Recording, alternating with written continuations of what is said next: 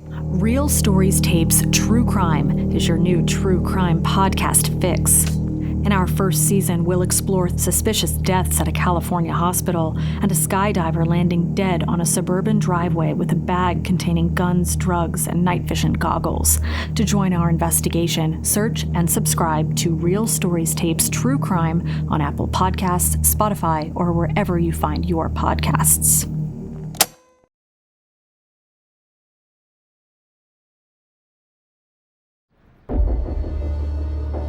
On March 2nd, 1980, 7 years after he'd been kidnapped by a paedophile, 14-year-old Stephen Stayner returned home to his family in Merced, California.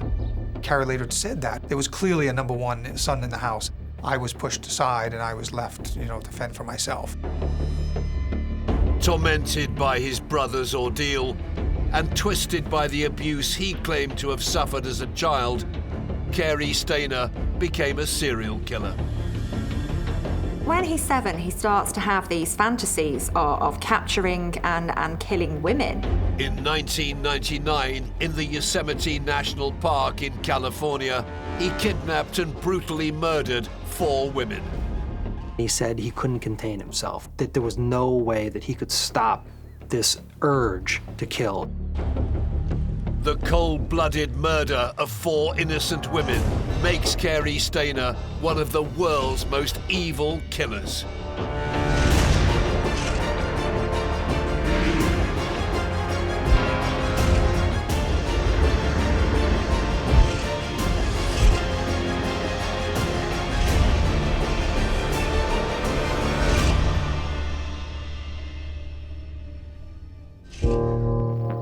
For 5 months in 1999, fear pierced the peace and tranquility of Yosemite National Park in California. In that time, one man abducted 4 women. He allegedly raped 2 of them and viciously murdered them all. Yosemite is one of those places, it's the crown jewel of national parks in the United States. And the idea that these women were possibly murdered after visiting a national park, specifically Yosemite, really unnerved people. Then on Saturday, July the 24th, 1999, investigators arrested a handyman at a local lodge, Cary Stayner. The 37-year-old was the prime suspect in 4 monstrous murders in the national park. While in custody in Sacramento, California, he pulled a major surprise. While he's being held, somehow he's able to get a 25-minute interview with a local news crew. And while they're on a break from questioning him, he confesses to the news crew before he even confesses to the FBI. He told his version of events to local TV news reporter Ted Rowlands. The interview was conducted in a room. We were separated by glass and used telephones. He picked up the phone, and the first thing he said to me was, "I want you to contact Hollywood producers, and I would like a movie of the week made about my story." And I thought, movie of the week? This is the same thing that his brother Stephen had made about his story. Immediately struck me as, wow, okay, this guy is thinking about his brother.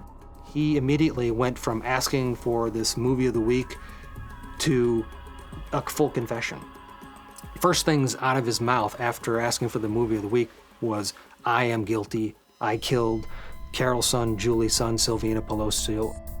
But Stayner adamantly denied that he had sexually assaulted the women that he had murdered. Cary Stayner has got quite a strong narcissistic strand to his personality. He didn't want to be seen as the sexual predator that he actually was. He wants to be this tough, dangerous predator, this hunter, and that's inconsistent with the label of a rapist or a sex offender. The roots of narcissism are very often in shame, and I think that's very much what has shaped Cary Stayner's life, that he feels ashamed of who he is, he feels ashamed of what he's experienced. Stayner's story began nearly 60 years ago. Cary Stayner was born in August 1961 in Merced, California. His father, Delbert, was a Korean War veteran, a stiff staff sergeant, who married his mother. Together they had 5 children, 3 girls and 2 boys. Close family, but there's not much doubt in my mind it was also an abusive family. It was dysfunctional. According to a defense psychiatric report, even his mother claimed to have been abused as a child. This family do have quite a dark history when you look behind the closed doors. So there's a multi-generational history of abuse going on. There were early warning signs that Cary was having problems coping as an infant. When he's 3 years old, he starts engaging in a behaviour called trichotillomania, and this basically refers to hair pulling. This is really concerning stuff because you have a 3-year-old child who is essentially engaging in an act of self-harm. This suggests to me that this was a young lad who really was trying to take back some power, take back some control over something that he felt he didn't have control over. And this was the way that it was manifested. Age 7, Cary formed violent fantasies about women. He told me that he had memories going all the way back to his childhood when he was in his family car in the supermarket parking lot, fantasizing about killing and tying up the female checkers, thinking that he was that young and having these urges, if right, really is a window into his world. But when he's 7, he starts to have these fantasies of capturing and killing women. And for me, that suggests that he's got this idea from somewhere. He's equated violence and sexual violence with power somehow. Growing up, Cary and his brother Stephen, 7 years younger, shared a room. Cary's younger brother Stephen was absolutely the apple of his father's eye. He was the single one, if you like, in the family of 5 children that the father identified with. Then, when Cary was 11 years old, tragedy struck the already troubled Stayner family. The decisive moment in Cary's young life came in December 1972, when he was aged 11, and his younger brother Stephen, then aged 7, was abducted by a paedophile and kept for 7 years. This is something that has a devastating effect on the family. So this family member has gone, and what do you do? To have something like this happen during your childhood is going to have a devastating impact on you, especially yourself having experienced sexual abuse. Stayner would later claim that his uncle Jess sexually abused him when he was a child. For children who experience these types of things, they feel like nowhere is safe for them, nowhere is secure for them, because your family is supposed to be your sanctuary. The impact that abduction had, not just on the Stayner family as a whole, but also on Cary, was catastrophic. Cary's father, Delbert, was distraught, absolutely distraught, would cry, would blame Cary for not looking after his brother, would say, oh, he's the one son I really love. Those vital years between 11 and 18 were lived in the shadow of the disappeared Stephen. A kind of almost unimaginable torture, torment.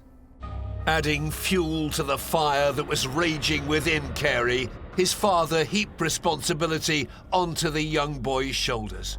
I think he was perhaps to a degree blamed for the fact that Stephen had gone missing, and his parents would say to him, make sure that you watch your sisters. So he's charged with the monitoring and the surveillance of women, of girls at quite a young age, and he's having quite a heavy adult responsibility placed on him. Then, on March 2nd, 1980, Cary's kidnapped brother Stephen suddenly returned home. As if by magic, Stephen escapes from his captor, along with another little boy, and reappears. If there could be said to be one single moment or trigger for what became his killing spree, it was almost certainly the return of his brother in 1980, when Cary was nearly 19. Anxiously there to greet him, his parents, 3 sisters, and 18-year-old brother, Cary. Stephen Stayner had escaped with a much younger boy, 5-year-old Timmy White. Stephen Stayner's story made international news. It was a little boy that escaped captivity from a pedophile and basically single-handedly was responsible for saving himself, saving another child, and putting a pedophile behind bars. So Cary Stayner's brother Stephen was a hero. After 7 years, Parnell thinks that Stephen's really getting a bit too old for him. He is a paedophile. And so he tells the boy he's got a replacement, a little boy called Timmy White, who was 5 years old. Stephen realizes that this cannot be right. He rescued that child and got out of there and went to the police, and he said, I know my first name is Stephen.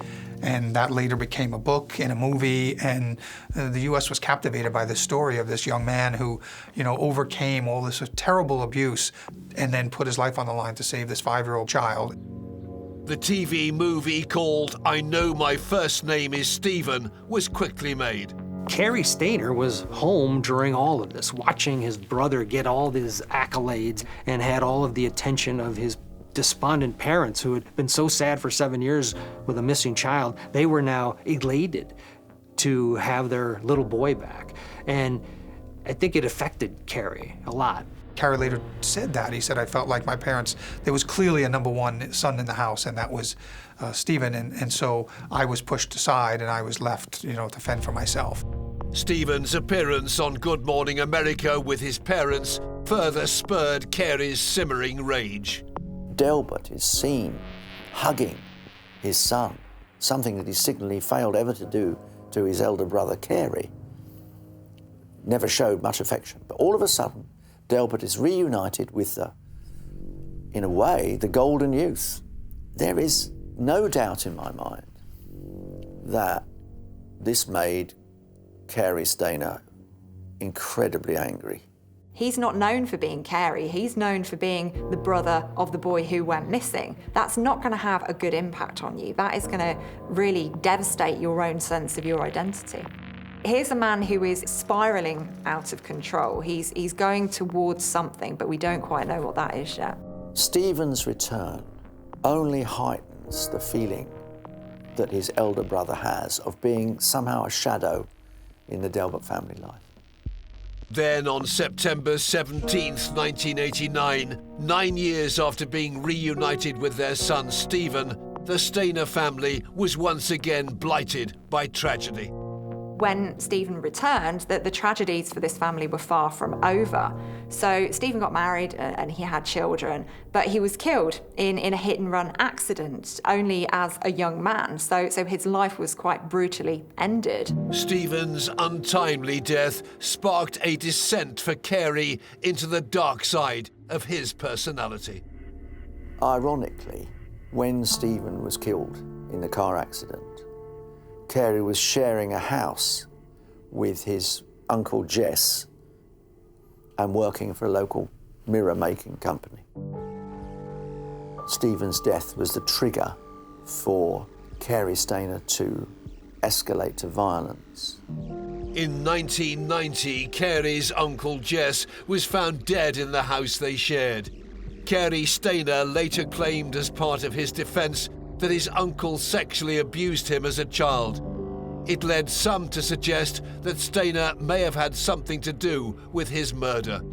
But at the time, no one was charged. When you look back at the circumstances surrounding Uncle Jesse's death, it was believed that he was killed by a drifter who was around the property, but that individual was never actually identified and convicted of that particular murder. Cary Stayner was questioned about it and was a suspect, but was not tried for it. And Cary Stayner told me that he did not commit that murder. By 1991, Cary Stayner was working at the Merced Glass and Mirror Company. On the surface, all seemed fine, but that would be short-lived. He is liked by his workmates. He's regarded as approachable, as kindly. You could trust him with anyone. Leave your children with him. He's absolutely couldn't be a nicer man. And yet underneath that, beneath the surface, Stayner is profoundly challenged, unbalanced, a man at war with himself, at war with his own desires, at war with his own fury at what's happened to him, at the way he's grown up. In 1995, Cary Stayner's rage boiled over. One of his co-workers come across him one day, basically pounding his fist into a plank of wood and saying that he feels really anxious, he feels really nervy and scared, and that he feels like going and killing all of his co-workers. He's seen by a psychiatrist, but he doesn't receive any ongoing treatment. It's considered, okay, this looks like it was a one-off. He became more and more isolated. His parents then moved away from Merced, where he'd been born and brought up. Then he was left on his own. Uncle Jess was dead. His brother was dead. He'd left the job he'd had for quite some time. He decided that he was going to go off the radar. He was going to go and live in the woods. This guy was going off the grid. In 1997, Cary Stayner was hired as the resident handyman at the Cedar Lodge Motel in the Yosemite National Park in California. At the same time, gets a room above the diner in the hotel, upstairs. Now, it's quite a big motel, 50+ rooms, plenty of coming and going, rather beautiful. It's on the edge of the Yosemite National Park. At first, all seemed to be going well for Cary in this new picture-perfect setting. Everybody loved this guy. All his co-workers, his supervisors, everybody said this was the nicest guy. You know, he fits in with this laid-back kind of a hippie lifestyle of a guy who kind of is quite transient and goes from job to job, and you just let people be who they wanted to be. So I think he fitted right in. But unbeknownst to those around him, the affable handyman was at war with himself. His only respite was hiking in the woods, and he developed an appetite for nude sunbathing. I suspect that he was having difficulty controlling his own sexual desires, and that perhaps nudity and nudism shared with others was a way of coping with that. He was desperately trying to keep himself under control, and there's no doubt in my mind of that. Stayner spent more and more time alone in the woods, indulging his peculiar habits. Cary Stayner's other occupation, apart from hiking and nude sunbathing, was smoking marijuana, which he did on a regular and persistent basis. Now, I am not for one moment suggesting that inspired him to kill. I am not linking one with another. What I am saying is it probably further underlines the imbalance in Cary Stayner's personality. Stayner became obsessed with Bigfoot, a mythical beast that legend has it inhabits the forests of America's Pacific Northwest. He's firmly convinced that Bigfoot does exist, and indeed becomes almost obsessed with Bigfoot and finding Bigfoot.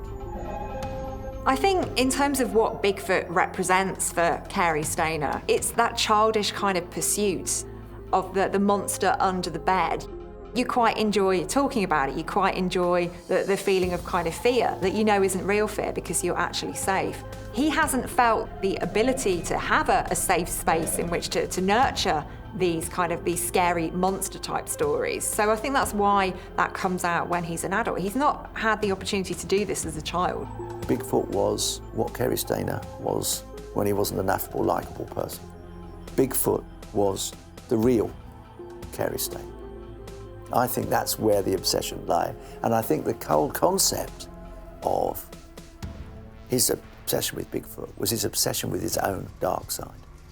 There was the Cary Stayner that was eventually to emerge into the light.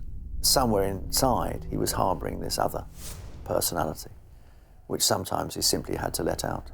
But by the time we've got to the end of 1998, we have a man who is fraying, is the word that jumps into my mind. It's as if he's quietly coming apart, but he's coming apart, steadily, increasingly.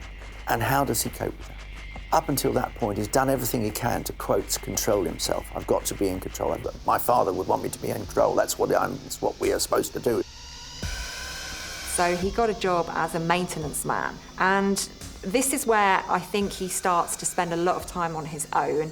He's thinking, he's ruminating, and I think it's only going to go one way now. By 1999, hippie handyman Cary Stayner was a serial killing time bomb.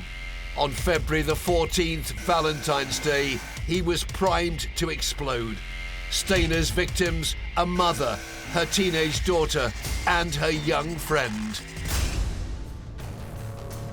Yosemite National Park, California, USA. It was the low season and there were only a few tourists around. Would-be serial killer and handyman Cary Stayner was working at the Cedar Lodge Motel and all seemed fine. He's struggling to control himself, struggling to be what his father would have wanted him to be, struggling to be all right when he wasn't. And you suddenly have literally an explosion. I think when we look at the time that he starts killing, he is not in a good place. He's quite chaotic, he's quite disorganised, he's smoking a lot of marijuana, and we know that this has an impact on people's perceptions, on their thinking, their train of thoughts. On Valentine's Day, Stayner struck. Quite by chance, he sees a mother, a daughter, and a daughter's friend pull in to the parking lot of the lodge in a red Pontiac Grand Prix. They've rented it. Her name was Carol Sund. Her daughter was called Julie, and her daughter's friend from Argentina was visiting, an exchange student called Silvana. Silvana was 16 years old and Juliana was just 15. Stayner told me that he knew that they were the only occupants in the entire building and that he noticed them earlier in the day, and that one of his fantasies that he had been thinking about was to capture and torture 2 young girls. He's been spending quite a lot of time on his own, he's been smoking quite a lot of marijuana at this point in time, and he's confronted with this happy family that he's never had. He knocked on the door and said, "I'm the maintenance man and we have a problem in the bathroom. Could you let me in to fix it?" It's 11 o'clock at night at this point. Carol is cautious. She says, "Hang on a minute," doesn't open the door. And she goes back. Stayner's on the other side of the door. "No, there's no leak, I can't see anything." No, ma'am, I've got to come in. You've got to let me in. I'm absolutely, I'll lose my job. You don't let me in. Stayner's very persuasive. Carol Sund makes the fatal mistake of opening the door. As soon as he got into the room, he pulled out his gun. He took Silvina and Julie, the teenagers, and put them in the bathroom, locked the door, and then came out and strangled Carol Sund in the hotel room. Stayner had killed her. He took her body and dumped it in the trunk of the family's rented car. He then returned to the room. Brought both girls out and began to sexually assault them, we later found out. He then killed Silvina Peloso after she started screaming and was not cooperating with him. He took Silvina's body then and put it into the trunk along with Carol's, came back and spent a few hours sexually abusing and torturing Julie Sund inside the hotel room. And now the fantasy really comes to life. Stayner has convinced himself that he has some kind of relationship with the 15-year-old Julie Sund. She is somehow an object of his affections. She is to be cherished in the mad fantasy world that he's created for himself. Then he said he decided to take Julie out in the early morning hours before the sun came up, put her in the car, and drove with the bodies in the trunk. Behind the wheel of the rental car, Stayner headed east out of the park. They ended up taking Julie to a reservoir called Lake Don Pedro, which is about 90 miles from Yosemite. It's very remote. They drive in the Pontiac Grand Prix to a local beauty spot with a view. The sun comes up, and he picks Julie Sund up out of the passenger seat of the Pontiac as if she were his bride. He and he were the bridegroom. He carries her to this vantage point and sits her down. Around sunrise, Stayner slit the girl's throat. He left her to die on this hillside.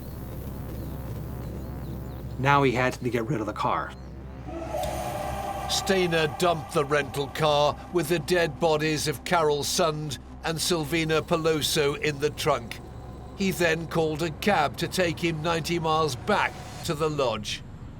Then, in a bizarre twist, the taxi driver later gave a telling insight into the man who just committed a series of murders. He says to the female cab driver, "Do you believe in Bigfoot?" on the way back to the motel. And she says, "No." And he says, "Well, you should."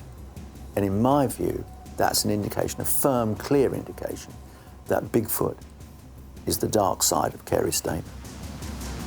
The serial killer was dropped off back at the Cedar Lodge motel, and he acted as if nothing had happened. Back to the motel, back to work. Stayner, careful man, has cleaned the room. I mean, he is the motel's handyman after all. He's made sure not to leave any traces. The Pontiac Grand Prix's gone, the room's clean.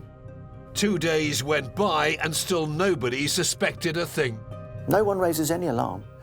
Carol's husband tries to track her down, but thinks she's just making her way. They were going to meet at San Francisco airport. Concerned that he had not covered his tracks sufficiently, Stayner returned to the car. A few days later, he drove back there, found the car, and brought with him gasoline.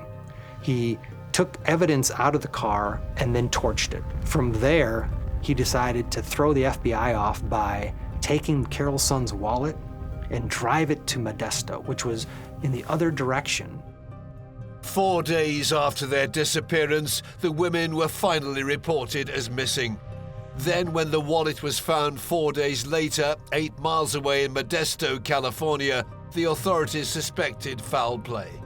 The wallet was found by somebody who was just walking down the street, picks it up, and takes it to the police. As soon as they found that wallet, the case changed immediately from a missing persons case to a criminal case. The investigators focused their attention on finding the car that the women had rented for their trip. It was a red Pontiac. So this gave investigators something to search for. And because this took place at a national park, it had immense attention, not only from the media, but from the American public. The entire staff working at the Cedar Lodge were questioned within days of the murders, including the genial handyman, Cary Stayner. The FBI said that he seemed stoic and calm as can be. But to him, he said his heart was racing, he was nervous, and he was convinced that the FBI was going to be coming back to arrest him at any moment. A month went by and the women's bodies had still not been found. The women had vanished and the case was getting cold. Then the next break happened. The car was located by a local man who was out hunting in the woods. Inside the trunk of the car were 2 bodies, Carol Sund and Silvina Peloso. And the car was burnt to the point where their bodies were unrecognizable. In fact, they had to use DNA testing to positively identify them. In Cary Stayner's case, he left the bodies in a car for 2 days, and then he set fire to it. So we've got 2 problems here, really. We have the fact that the bodies are starting to decompose, and then we've got the effects of fire. That sort of fire is really quite ineffective at destroying a body, so it is a challenge to the forensic investigators, but by no means one that can't be overcome. But Stayner was far from being considered the prime suspect. By this time, Stayner is, how could he possibly have been an object of interest? I mean, I may work at the hotel, but all sorts of people work at the hotel. And in fact, the local police drag in all sorts of potential villains, drug dealers, local armed robbers. They've got about 7 or 8 possible suspects. And at one point, they even say, I'm sure we've got the perpetrator in custody. He comes onto the radar of the investigation, and he's actually quite helpful with the investigators. He shows them around the lodge, he answers their questions, And I think at this point in proceedings, he does, I think, enjoy that feeling of being close to the investigation, of knowing how much or how little the police know themselves. And I think this is something that he feels that he's going to get away with. But the body of 15-year-old Juliana Sund was still missing. And in yet another extraordinary turn, Cary Stayner wrote a letter to the FBI. Stayner had become so confident, and indeed, in a way, so arrogant, that he decides to write to the FBI to tell them where they can find Julie's body, and draws them a little map and tells them we had a lot of fun together. 2 weeks after the car was found, the FBI got the letter, went out to this spot in a reservoir, and there, lo and behold, was Julie Sund's remains. The 15-year-old girl's decomposed body was found hidden in the underbrush by the Merced River in Modesto County. When the facts came out about the condition of Julie's body, the fact that she had been murdered, cut, her neck almost cut off, that put this case into a whole nother realm. When the details of Julie's murder and the brutality of that murder was released, that sent another shockwave through the region, because people now knew that these women were not only murdered, but brutally murdered and possibly tortured. But serial killer Cary Stayner was not done yet. Soon he would strike again. And this time Stayner would do it with even more terrifying ferocity.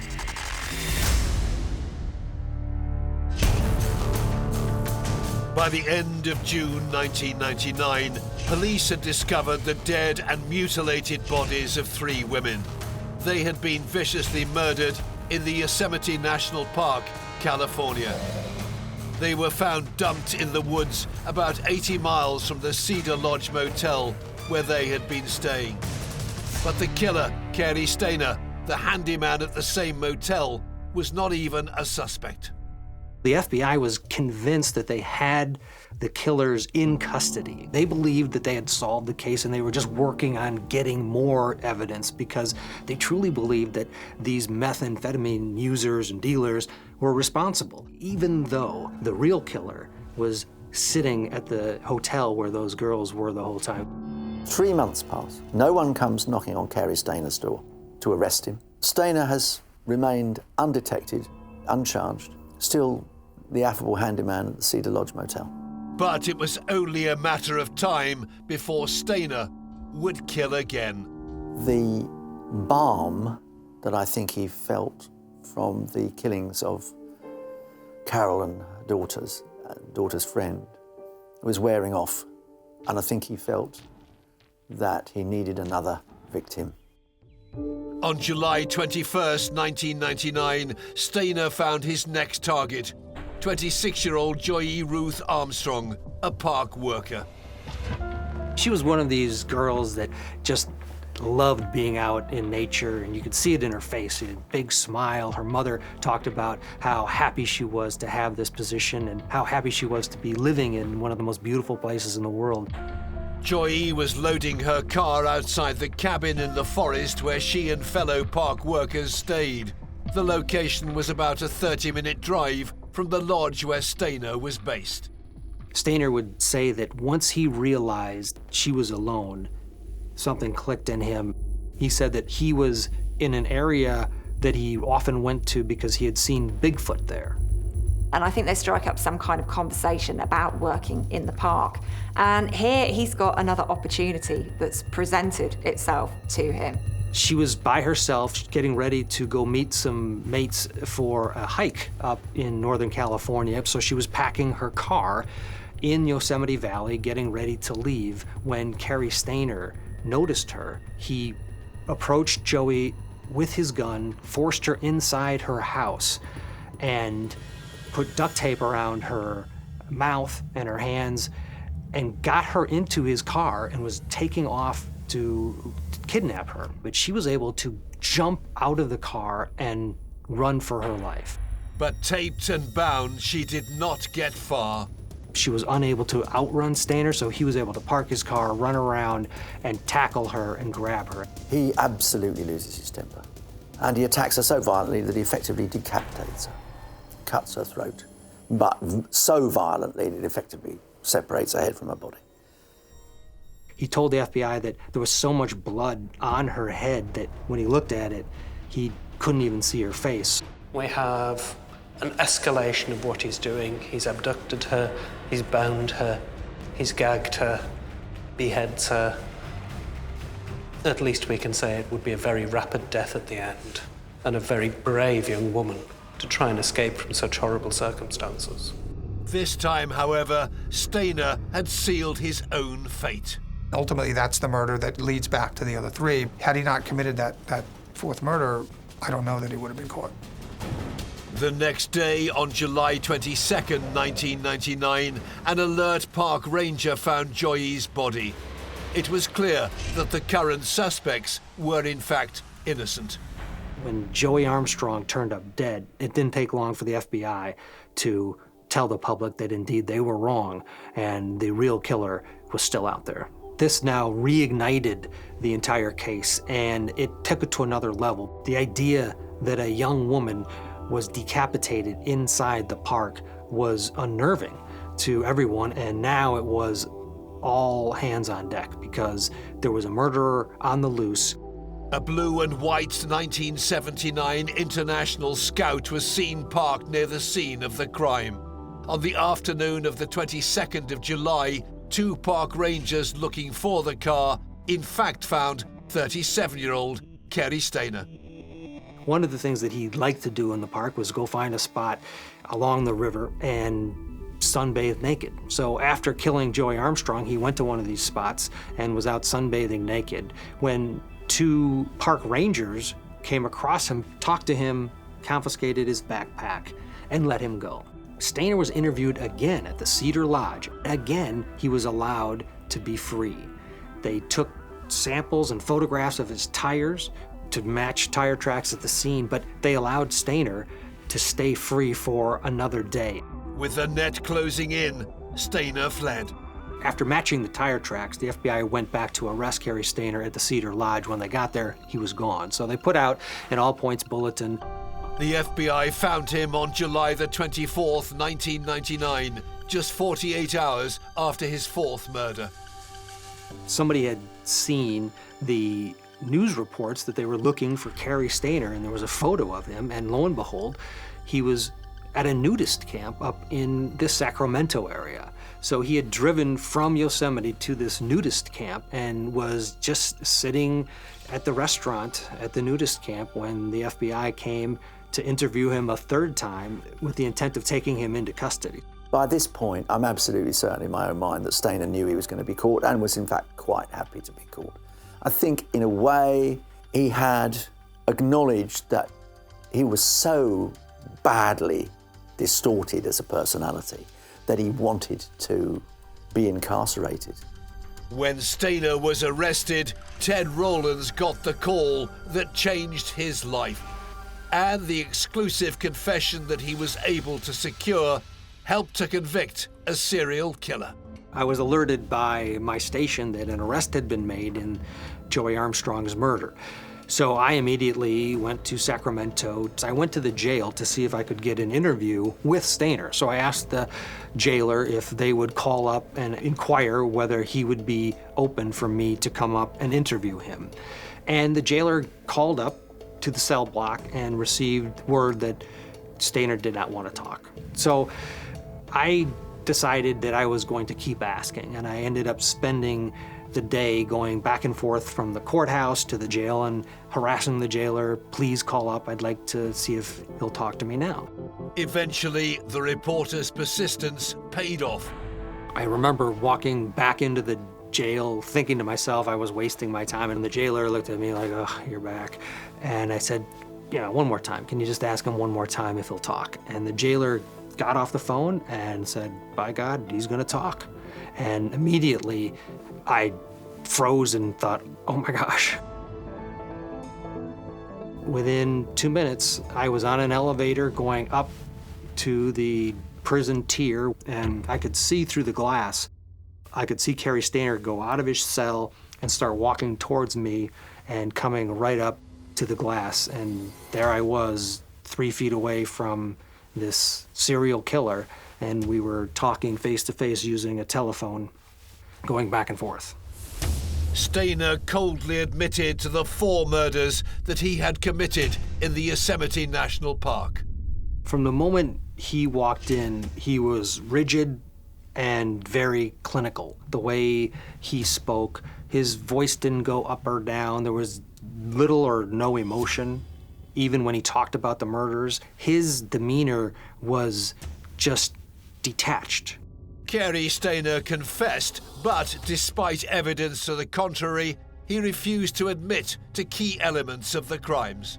He admitted to the murders, but he glossed over the details. In fact, he lied. He lied about some of the story to me. He told me that he never physically abused or tortured any of his victims. I think he lied to me because he wanted to take credit for the murders, but he was embarrassed about the torture and the sexual assault, and he didn't want the public to know about that. I think a killer who confesses is sometimes getting some of it off his chest. But who's to say, for example, that Cary Stayner hadn't killed again? Did he kill other people? It's entirely possible. And I asked him also to give the families a message. What would you say to the Sund, Peloso, Armstrong families? And he said that he would like to tell the families that he's sorry that their loved ones were where they were when they were. And that, to me, was really haunting, because what he was really saying was, I couldn't help myself. There was nothing I could do about it. It seemed as though he was trying to convince me that he was somehow a hero for resisting for 30 plus years of his life, saying that he had had these urges to torture and kill women since he was a 7-year-old child. It was a way to articulate that this demon inside him was too powerful. Cary Stayner was eventually tried and convicted on 4 counts of murder, as well as additional felonies. He was sentenced to death on December the 12th, 2002, and is now behind bars in San Quentin State Prison, California, awaiting the death penalty. There is nothing sympathetic about this man. He is and remains a monster. Thankfully, not able to commit further murders. If part of Cary Stayner saw himself as Bigfoot, it was the part that went hiking in the wilderness. He was the monster in the woods. He was the man whom everybody should be afraid of. But of course, he didn't present that to the outside world, working as a handyman in a motel. But that's what he thought he was, and that's what he became. The savage and senseless murders of 4 innocent women in the pristine environs of the Yosemite National Park in California marks Cary Stayner as one of the world's most evil killers.